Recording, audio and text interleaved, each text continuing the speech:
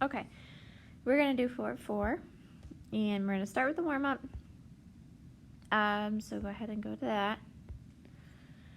This says graph using x and y intercepts. So if you remember, if something is on the x-axis, so your x-intercept, that means you never moved up or down, so y has to be 0.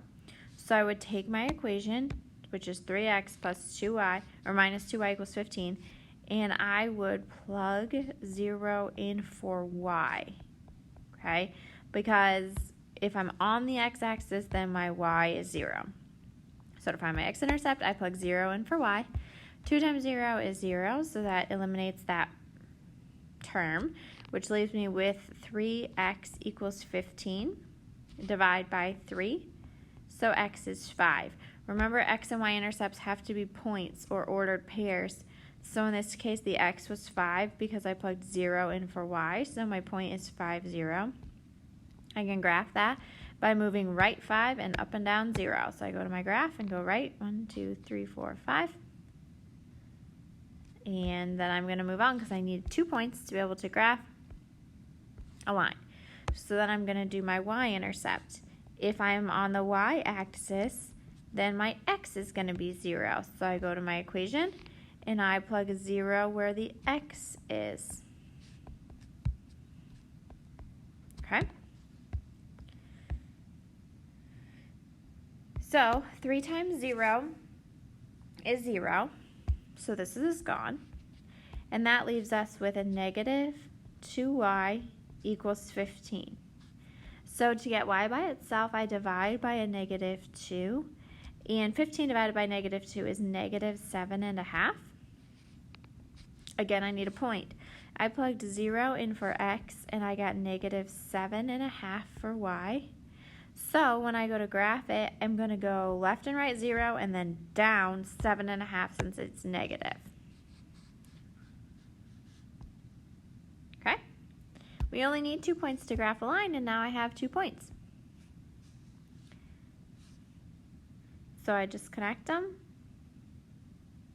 through the graph. Put your arrows at the end, and then you're done. All right, we are doing standard form of a linear equation today. So we are basically have to do 2 things every single problem. The first thing we have to do is decide if it's a line or not. Okay, so decide if it's a line. You cannot do anything if the equation is not a line. So we're going to learn how to look at an equation and decide if that equation would make a line or not. The second thing we have to do, if it's a line, is put it in standard form, okay? Which is like the pretty version of a linear equation, okay? So 2 things. First, decide if it's a line.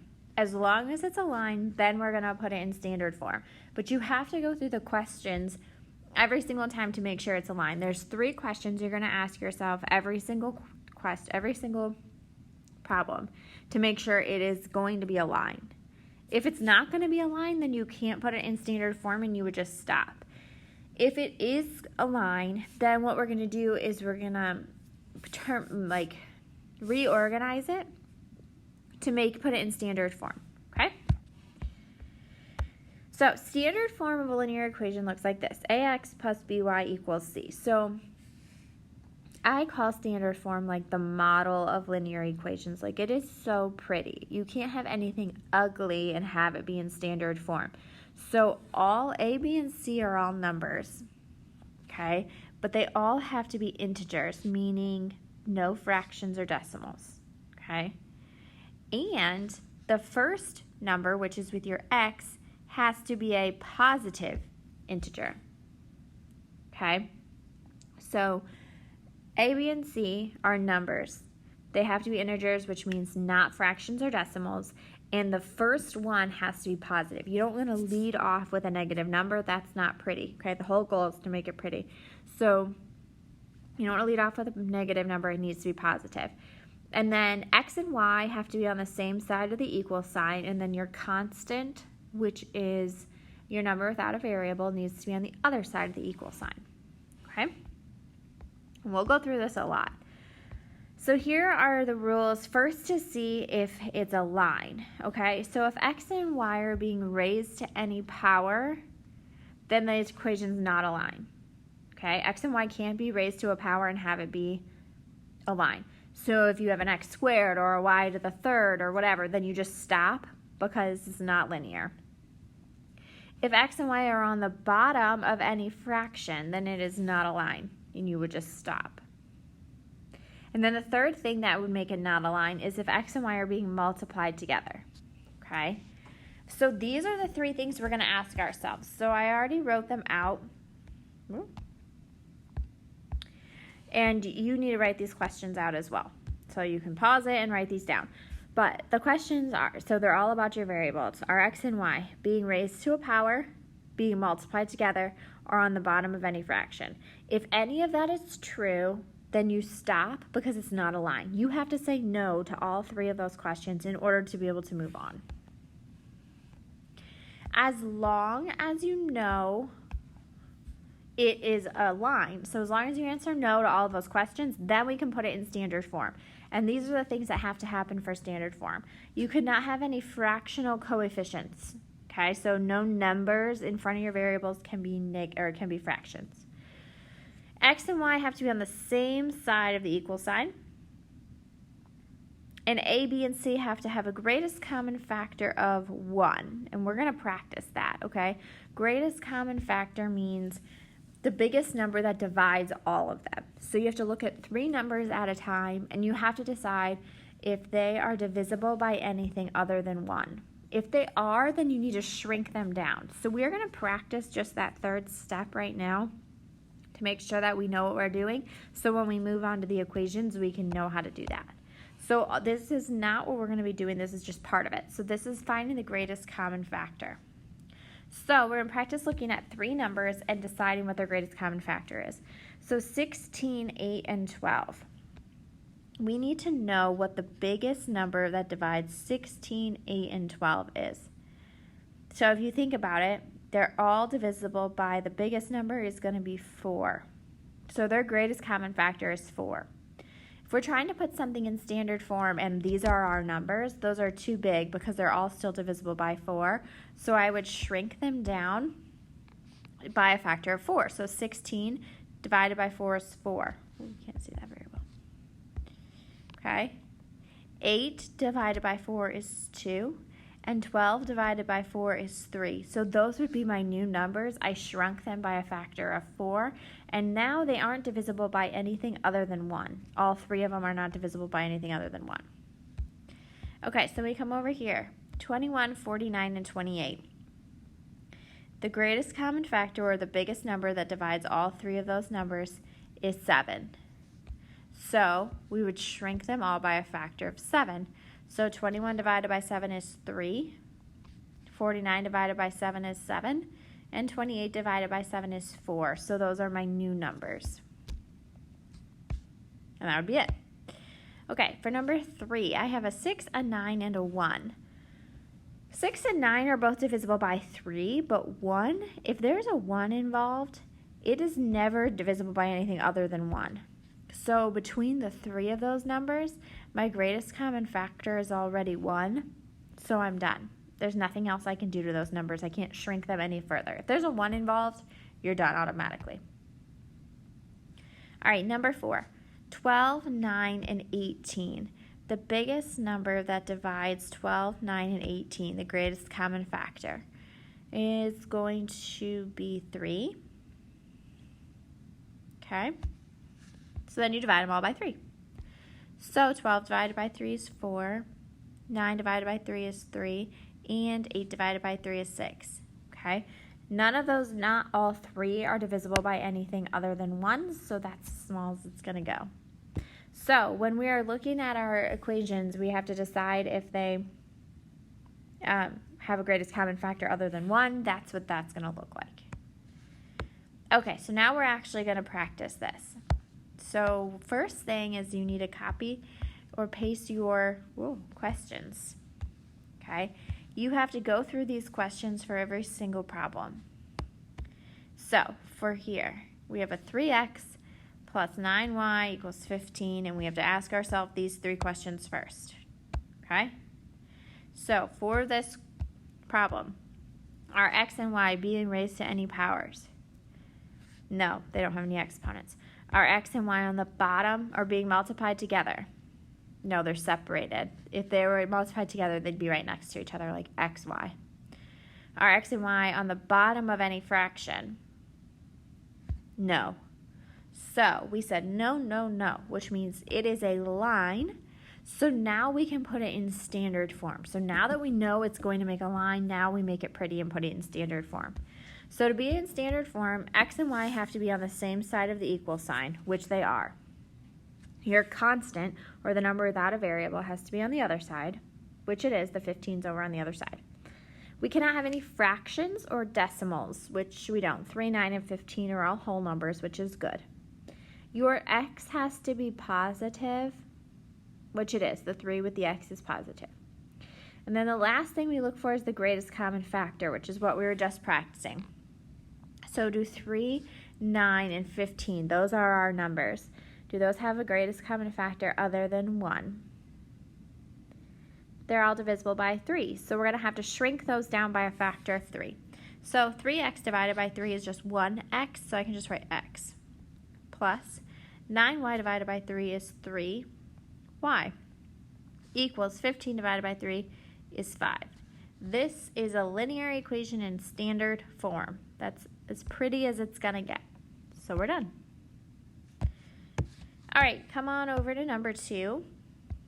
And we have to ask ourselves these 3 questions before we can do anything. So, are x and y being raised to any powers?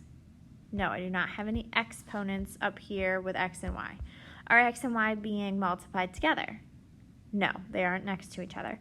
And are x and y on the bottom of any fraction? No.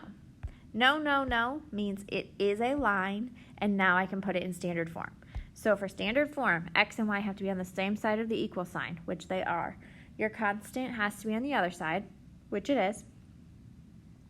You do not want any fractions or decimals, so all of our numbers are whole numbers, which is right, it's good. X has to be positive, which it is. The last thing you need to check for is your greatest common factor again. So 12, 8, and 4. 12, 8, and 4 are all divisible by 4. So I have to shrink those numbers down. They're too big.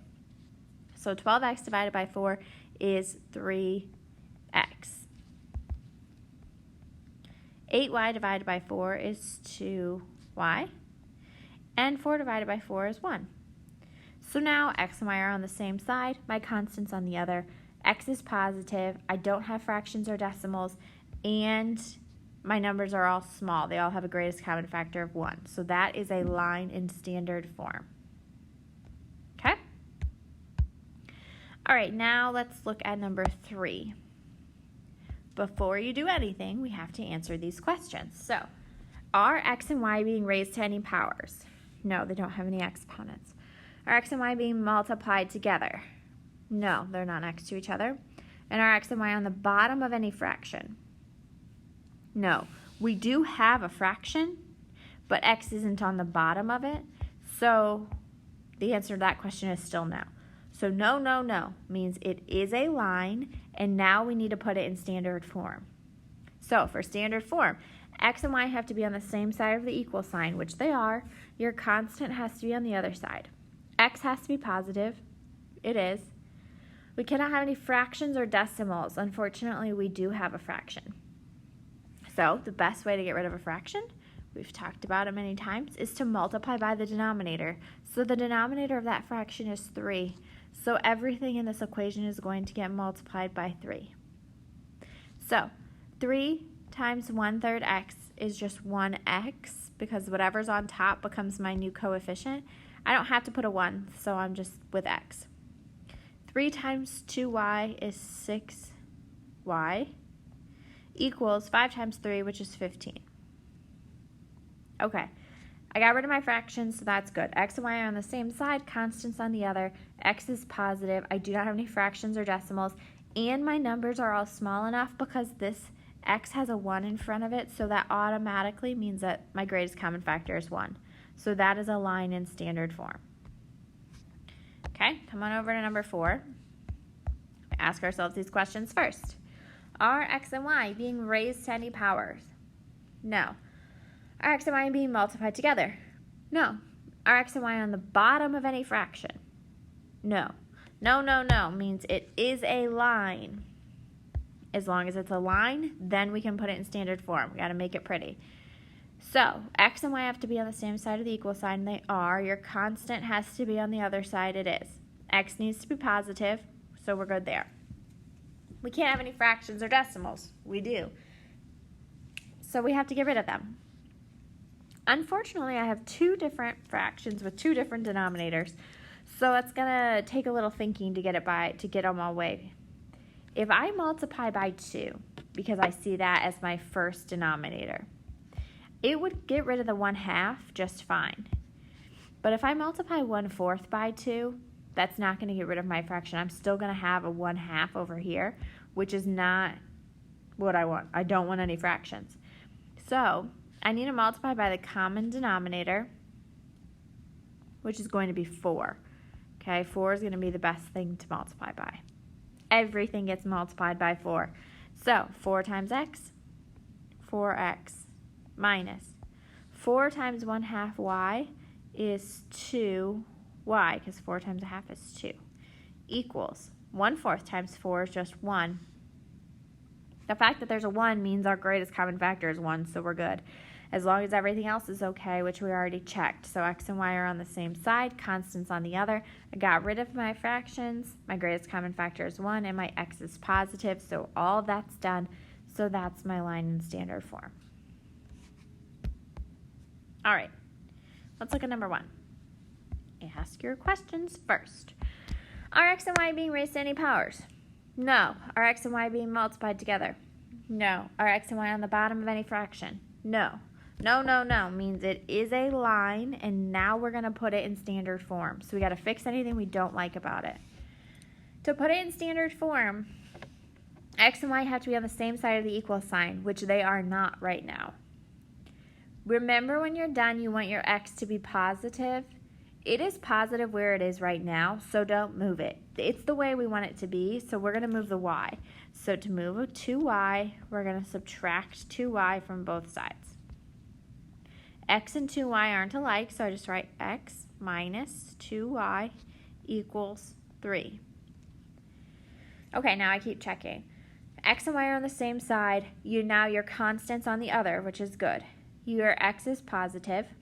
We don't have any fractions or decimals, and my greatest common factor is 1 because I have a 1 with my y. So that's a line in standard form, so I'm done. All right, number 2. Are x and y being raised to a power? Yes, this y is being squared. So the fact that I answered yes to one of these questions means that I cannot do anything else with it because it's not a line. So I highlight what's wrong with it, and I say it's not a line, and I'm done. Okay? I didn't like the fact that the y was being squared. That makes it not a line, so we're done. Number 3. Are x and y being raised to any powers? No. Are x and y being multiplied together? No. Are x and y on the bottom of any fractions? Yes, they're both on the bottom of fractions. So that means we answered yes to one of these questions, so it's not a line. I circle or highlight what I didn't like about it, and I say not a line, and I'm done. I can't put it in standard form if it's not a line to begin with. Okay? All right. Number 4. Are x and y being raised to any powers? No. Are they being multiplied together? No. Are they in the bottom of any fraction? No. No, no, no means it is a line. And now I need to make it pretty. I need to put it in standard form. X and y have to be on the same side of the equal sign, which they are. Your constant has to be on the other side. It is. We can't have any fractions or decimals. Unfortunately, I do, so I have to get rid of that fraction. The best way to get rid of the fraction is to multiply by the denominator. So my denominator is 2. 2 times 1/2 x is 1x. 2 times 2y is 4y equals 8 times 2 is 16. All right, x and y are on the same side, my constant's on the other. X is positive. I don't have any fractions or decimals, and since my x coefficient is 1, I have a greatest common factor of 1, so we're done. All right, last one. Are x and y being raised to any powers? No. Are they being multiplied together? No. Are they on the bottom of a fraction? No. No, no, no. Means they are a line, and now we need to put it in standard form. To be in standard form, x and y have to be on the same side of the equal sign. They are not. So, I need my x to be positive when I'm done. It's positive where it is right now, so I don't want to move it because then it's going to make it negative. So I'm going to leave this 6x where it is, which means I'm going to bring this 18y over. Okay? So I want my x to be first, so 6x. I still have that plus 12, and now I have a minus 18y equals. I moved everything away from the right-hand side, so I just have a 0 over here. Okay, x and y are on the same side, and my x is positive, but I still have my constant of 12, so that number that doesn't have a variable is still on the left, so I need to get rid of it and move it over. So I'm going to subtract 12 from both sides. So that leaves me with 6x minus 18y equals 0 minus 12 is negative 12. All right, x and y are on the same side of the equal sign, my constant's on the other. Good. My x is positive. Good. I do not have any fractions or decimals. Good. My numbers, 6, 18, and 12, do have a greatest common factor of 6, so I have to shrink all of these numbers by 6. So 6x divided by 6 is 1x, minus 18 divided by 6 is 3y, and negative 12 divided by 6 is negative 2. That is a line in standard form. Okay, you're going to do your 4-4 worksheet and let me know what you need.